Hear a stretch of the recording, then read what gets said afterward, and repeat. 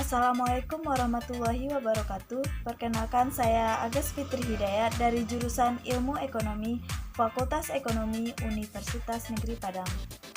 Baiklah, di sini saya akan menjelaskan beberapa materi, yaitu yang pertama, materi tentang definisi negara sedang berkembang.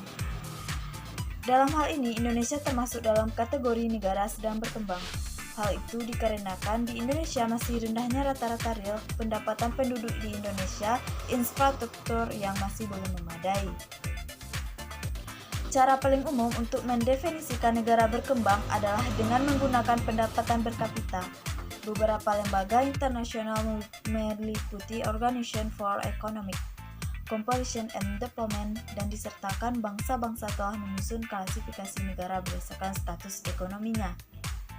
Tetapi sistem yang paling dikenal luas adalah yang dibuat oleh International Bank for Reconstruction and Development yang lebih umum dikenal sebagai Bank Dunia.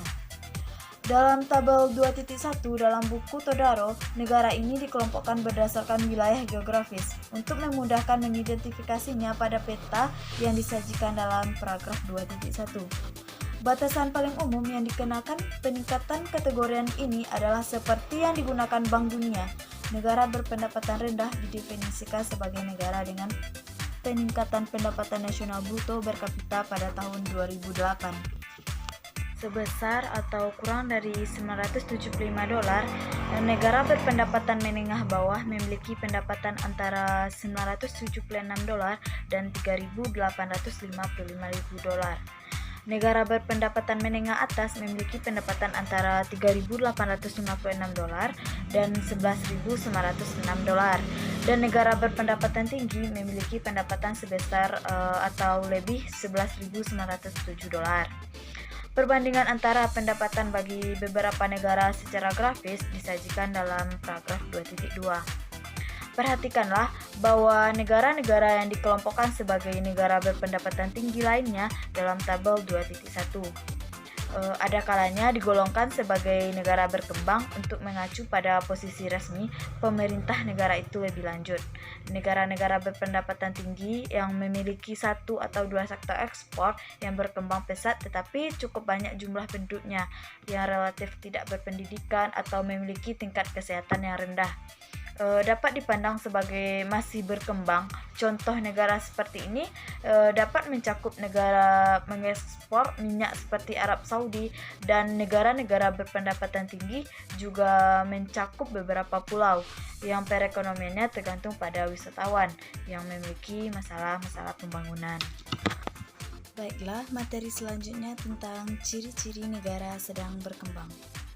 Ciri-ciri negara sedang berkembang itu, yang pertama, pendapatan per kapita rendah, yang kedua, angka kelahiran dan kematian tinggi, yang ketiga, sebagian penduduk tinggi di perkotaan, yang keempat, pertumbuhan ekonomi lambat dan sebagian besar didorong dari sektor pertanian, yang kelima, ketergantungan yang tinggi terhadap produksi pertanian dan ekspor barang primer, yang keenam, ketersediaan lapangan kerja rendah, dan yang ketujuh, kemajuan ilmuwan pengetahuan dan teknologi masih rendah, dan yang terakhir yaitu angka kriminalitas tinggi.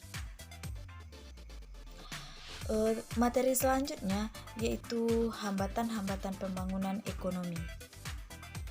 Yang pertama itu perkembangan penduduk dan tingkat pendidikan rendah. Di mana perkembangan penduduk yang cepat tidak selalu menjadi penghambat dalam pembangunan ekonomi jika penduduk tersebut mempunyai kapasitas untuk menyerap dan menghasilkan produksi yang dihasilkan. Yang kedua yaitu perekonomian yang bersifat dualistik, di mana hambatan karena menyebabkan produktivitas sebagai kegiatan produksi sangat rendah dan usaha-usaha untuk mengadakan perubahan sangat terbatas sekali. Yang ketiga yaitu tingkat pembentukan modal yang rendah. Produktivitas yang sangat rendah mengakibatkan rendahnya pendapatan real, pendapatan yang rendahnya pembentukan modal. Yang keempat, struktur ekspor berupa bahan mentah. Sektor ekspor negara sedang berkembang belum merupakan engine of growth karena bersifat industri yang mendorong ekonomi lebih lanjut.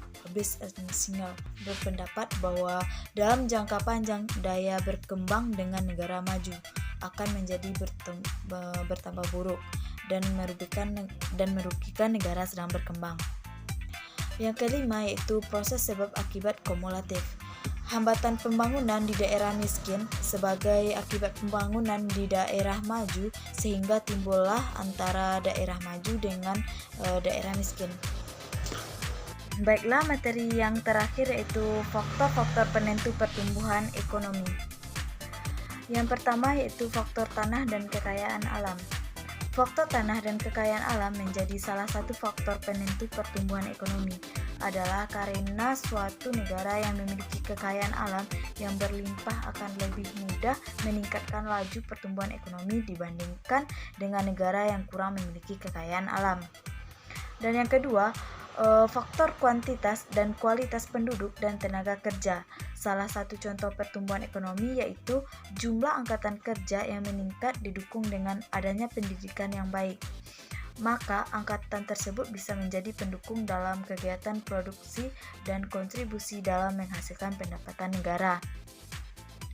Yang ketiga yaitu kepemilikan barang modal dan penguasaan teknologi. Dengan adanya faktor kepemilikan barang modal dan penguasaan teknologi ini, peningkatan yang dicapai bisa berupa adanya perwujudan produktivitas yang efektif dan efisien. Hal ini dibuktikan dengan adanya teknologi, maka dapat menaikkan biaya produksi, namun dapat memberi peningkatan pada produksi. Dan yang terakhir, faktor sosial masyarakat. Sistem pada masyarakat yang mempercayakan bahwa sebagian besar tanah dimiliki oleh seorang tuan tanah dan sebagian kecil tanah memiliki oleh masyarakat, atau bahkan masyarakat tidak memiliki tanah dari tuan tanah. Dengan adanya sistem modal pertanian, maka tanah yang tidak bisa dilakukan pemanfaatan yang maksimal karena terbentuklah dengan hak milik tanah. Sekianlah materi yang bisa saya jelaskan, kurang dan lebihnya mohon dimaafkan. Terima kasih atas perhatian. Assalamualaikum warahmatullahi wabarakatuh.